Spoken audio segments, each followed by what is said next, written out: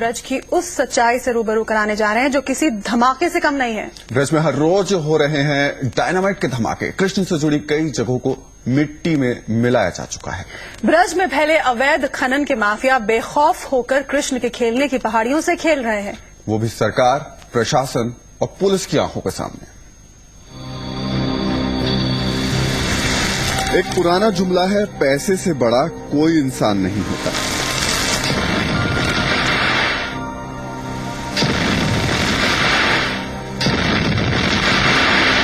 लेकिन इन धमाकों ने इस जुमले को बदल दिया है। डायनामाइट का धमाका करने वाले इन लोगों के लिए पैसे से बड़ा इंसान तो छोड़िए, भगवान तक नहीं है। राजस्थान में आने वाले ब्रज की ज्यादातर पहाड़ियों पर धमाकों की ये गूंज आम बात है। पैसा कमाने की होड़ में लगे अवैध खनन के माफिया कृष्ण की पहाड़ियों को छोटे छोटे कंकड़ों में बदल रहे हैं। कोई मेरे वक्तव्य पर आप बच जाइए। National remote sensing agency Hyderabad का और IIT रुड़की का एनालिसिस है, फोटोग्राफ्स है कि कितना खनन 1996 में हो रहा था, कितना आज हो रहा है। 28 गुना खनन बढ़ गया। असल में राजस्थान के भरतपुर जिले की डींग और कामा तहसील पहाड़ों पर अवैध खनन करने वालों का गढ़। औरंगजेब के बाद अगर कोई सरकार इस तरह से कर रही है, वह बहुत दुख के साथ कहना पड़ता है कि बीजेपी के शासन में हो रहा है ये बात। और उनसे कहा गया तो उन्होंने कहा आप नक्शा बता दीजिए, 84 कोस की यात्रा बताई, 84 कोस के अंदर जो कुछ भी है वहां खनन नहीं होना चाहिए। उन्होंने क्या कहा, हमने साहब बंद कर दी। क्या बंद किया?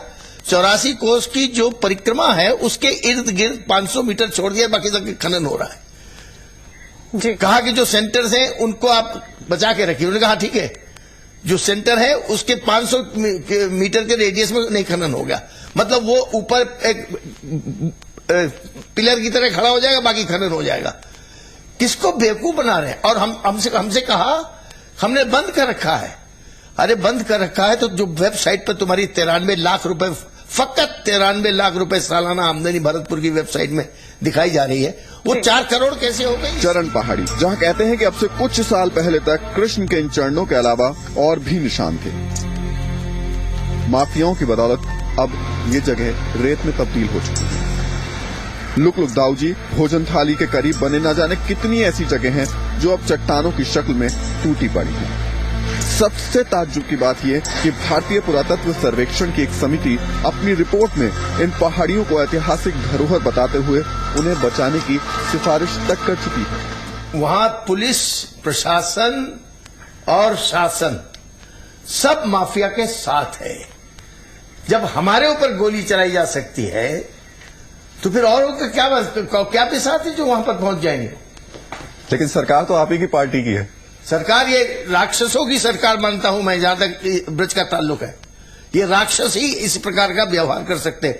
मेरे पास लक्ष्मी नारायण आए, उन्होंने कहा कि भाई सिंगल जी आपको हम बता देते हैं, हमारी समस्या आप हल कर दीजिए, हम बिल्कुल रुकवा देंगे। हमने कहा आप बताइए। बोले हमारी समस्या 2 हैं। एक तो वहां की लोकल पॉपुलेशन लगी हुई है, करीब 40,000 लेबर जो है वो अनएम्प्लॉय हो जाएगा, और दूसरी ये कि हमारी करीब 7 करोड़ रुपए की आमदनी है, वो हमारे कमी पड़ेगी राजस्थान सरकार को। अब जब हम मौके पे गए तो पता लगा वहां पर 1%, 1.5% भी लोकल आदमी एम्प्लॉयमेंट में नहीं है, सब बाहर से आते हैं। पूछा बाहर से क्यों लाते हैं? बोले साहब मरमरा जाता है तो बाहर से उठा के फिंकवा देते हैं, कोई पूछने वाला नहीं होता। लोकल होता है तो उसको कॉम्पनसेशन बहुत भारी देना पड़ता है, इसलिए यहां पर कोई लोकल एम्प्लॉयमेंट देते ही नहीं। फिर यहां पर जो काम करते हैं उनको टीबी बड़ी जल्दी हो जाती है, धूल भागते रहते हैं। जब आया उसका तो वेबसाइट पर देखा तो 93 लाख रुपए की आमदनी, 7 करोड़ की आमदनी बता रहे हो, 93 लाख। जी जी। अब हो गया 4 करोड़ इस साल से, जब केस चल रहा है सुप्रीम कोर्ट में। तो ये झूठ पर आधारित, मुझे मतलब जी मेरे साथ झूठ बोल रहे हो, काहे कि बीजेपी सरकार किसी की भी हो, इस पर मंत्री झूठ बोलेगा तो मैं कोई। खनन ने सबसे बड़ा नुकसान यहाँ की खेती को पहुँचाया है। पिछले कुछ साल से ब्रज के इलाके में औसत से कई गुना कम बरसात हुई है। यही नहीं, खनन के बाद पहाड़ों से नीचे आने वाली मिट्टी ने खेत के खेत बर्बाद कर दिए। वन जीव समाप्त हो रहे हैं। इस जो प्रदूषण हो रहा है उसका इतना बड़ा प्रभाव हुआ है वातावरण के ऊपर में। आज 25 साल से जब से ये खनन शुरू हुआ है, जैसे यहाँ के ब्रज से वर्षा ने मुंह मोड़ लिया है। 25 साल से बारिश नहीं हो रही। यहाँ का जो जल का स्तर है वो पहले 10 फुट पे हुआ करता था, 5 फुट पे हुआ करता था, आज वो जल स्तर घट के नीचे 150 फुट 200 फुट पे चला गया है। जल की यहाँ बड़ी भयंकर कमी हो गई है, वातावरण वर्षा नहीं हो रही है, किसान परेशान है। आज इससे ये समझिए कि आज हमारा जनजीवन बिल्कुल अस्त व्यस्त हो गया है। इस तरह का किया दबाव ये जाए कि जितनी भूमि ब्रिज क्षेत्र की है उसमें कम से कम 84 कोस की भूमि के एरिया के अंदर जो कुछ भी है और उससे कनेक्टेड जो भी पहाड़ है उनको बिल्कुल छोड़ करके और कहीं और खनन किया जाए। इन पहाड़ों को सुरक्षित और अपनी थाथी मान करके और इनको कंजर्व करना पड़ेगा। इस पे घास लगा करके चरागाह, ये सारे के सारे 800 हेक्टेयर का चरागाह बना हुआ है, लिखा हुआ है रिकॉर्ड्स में। उसको चरागाह में खनन कराना वैसे भी अवैध है।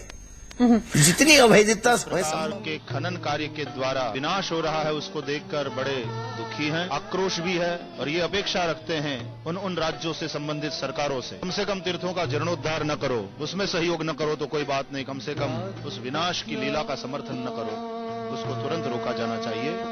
जिन्होंने ये पाप किया है संबंधित शासन और प्रशासन सख्ती से इस प्रवृत्ति को रोकने का प्रयत्न करें। पंचदशनाम जूना अखाड़ा जिसमें लाखों नागा हैं और मुझे बहुत बड़ा गौरव है इस बात का कि लाखों सन्यासी मेरे पास हैं, तो हम लाखों सन्यासी इस आंदोलन में कूद पड़ेंगे।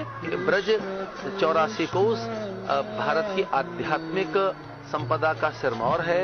यह पर्वतों का खनन नहीं, यह संस्कृति का विनाश है। ब्रज स्थली जो हमारे भगवान की लीला स्थली है, उनका तो एक एक कण, वहां का एक पात पल्लव, वहां के जलाशय की एक एक बूंद हमारे लिए अत्यंत महनीय है और उसके संरक्षण के लिए, उसके संवर्धन के लिए मैं आपके साथ हूं, मैं आपके साथ।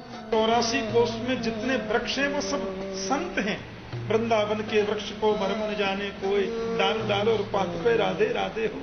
ब्रज की जो मिट्टी है वो रजरानी है साक्षात, तो उसका भी तो आक्रोश उनको झेलना पड़ेगा और उसका शाप जो है वो तो ऐसा है जिसका कोई प्रायश्चित ही नहीं है। मैं तो सुझाव दूंगा वसुंधरा जी को कि संतों के आक्रोश और उनके कोप भाजन होने से वो बचें, उनके शाप से अपने आप को बचाने का प्रयास करें। इसलिए उनको बिल्कुल नहीं भूलना चाहिए कि यदि संतों के आक्रोश का भाजन उन्हें बनना पड़ा तो किसी भी प्रकार से उनके हित में नहीं हो सकता। तुरंत अविलंब तीर्थों को पवित्र करते हैं, सप्त ही तीर्थ को तीर्थ बनाते हैं। वैसा ही वन उससे बढ़िया बनेगा। हमें राधा रानी में विश्वास है। काम करेंगे नहीं, काम हो गया। कठिन नहीं है, एकदम काम हो गया। ये कहां तक वो राजे बाजे क्या चीज है, कुछ चीज नहीं है। हम लोग श्री जी के बल पर चलते हैं, हम अवश्य सफल होंगे। इसमें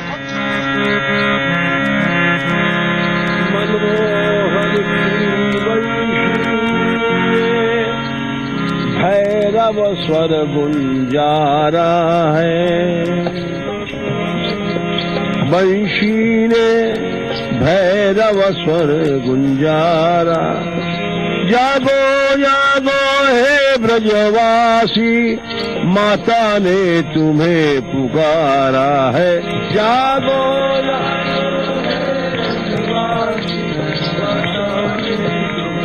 ये आ जागो।